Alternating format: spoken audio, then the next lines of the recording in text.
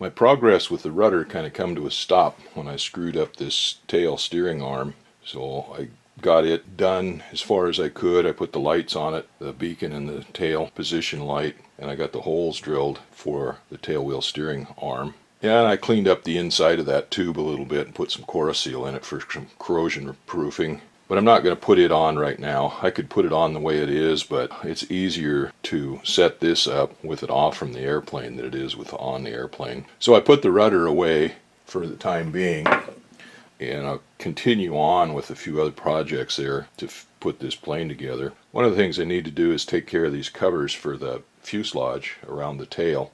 Now, these are the covers here that go over the jack screw opening on the horizontal stabilizer, and they're a little bit rough. One of them is this one here is actually not too bad, but this one's showing some pitting and stuff around these screw holes, and it's not really that bad. I could go ahead and use it, but this one is not too pretty. This one is the one for the square opening underneath the elevators for hooking up the control cable to the elevator horn, and it's down underneath the elevators, so it gets full blast from the salt and the moisture underneath there all the time, and it's not very nice at all, so I need to replace it.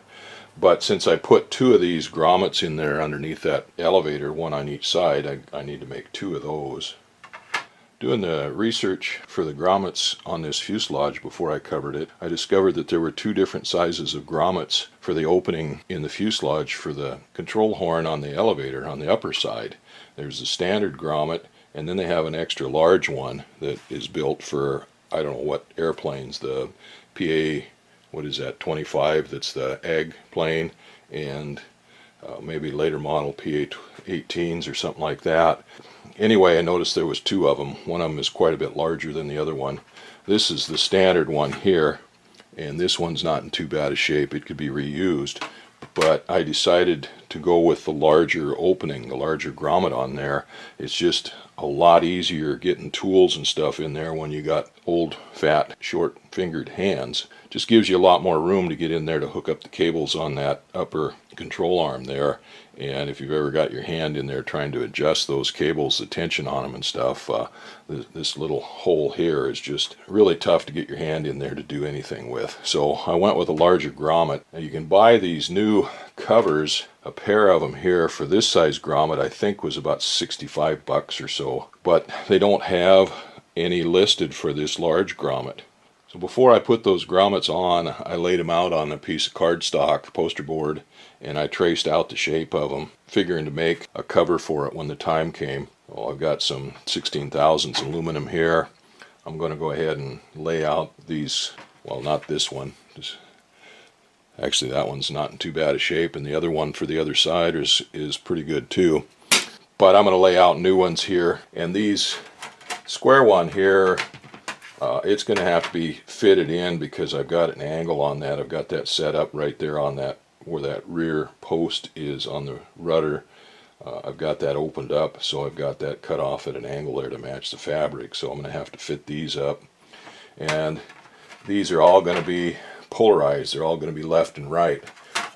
This one, I forget which side it goes on, whether it goes on the left side or the right side, but this slot in here, this tab here is narrower on this side than this side, and this one is just the opposite.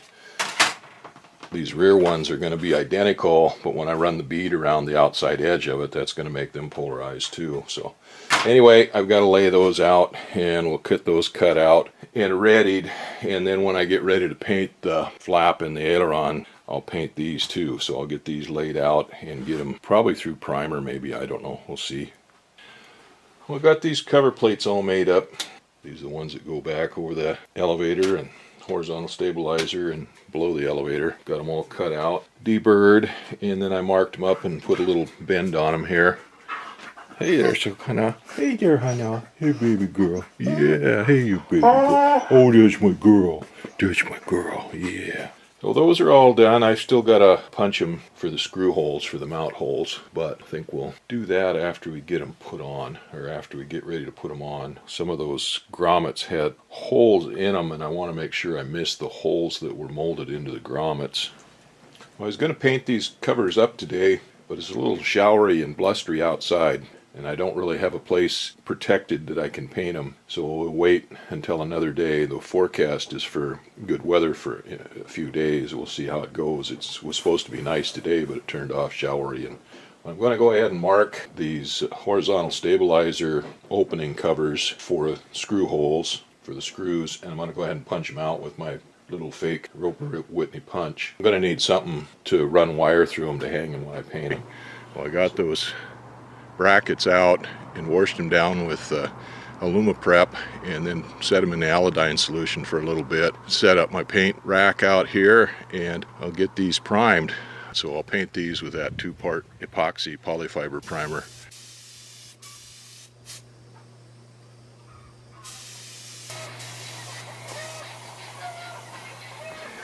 I had to turn the air pressure way down on that gun to get it to spray so it wasn't flopping those things all over the place. I probably should have put 2 hangers up for each one of those and hung them up from 2 wires instead of just one. That would have helped. We got those inspection covers painted with a polybrush epoxy primer. That was white primer. They recommend a white color or a light color for primer or paint for an undercoat for a light color like the yellow or some of the other bright light colors.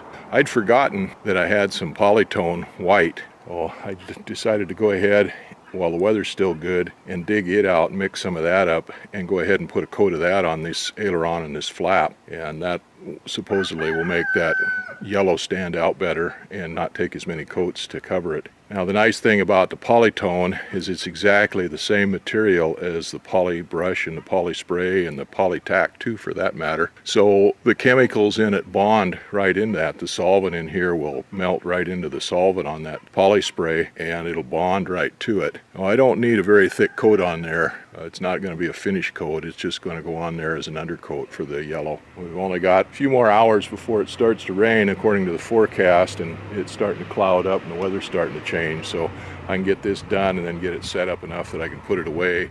And the next opening looks like it's going to be about 7 days away before we get another opening with some clear weather. So that'll be about right to let this cure again to get the finish coat on it.